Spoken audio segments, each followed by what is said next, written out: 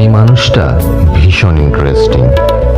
কেউ ভাবে আমি খুব হাসি খুশি, কেউ ভাবে আমি শান্তশিষ্ট, কেউ দেখে আমার রাগ, কেউ টের পায় আমার ব্যঙ্গ বিদ্রুপে মোরা আত্মরক্ষা।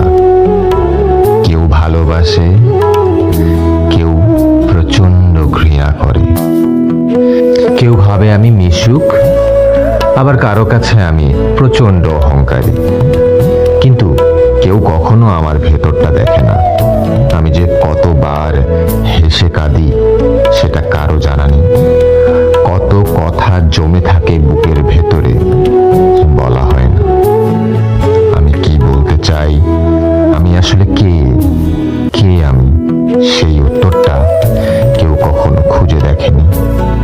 দিন শেষে হিসাব মিলাতে গিয়ে দেখি আমি আসলে একাই হাঁটছি, একাই হাসছি।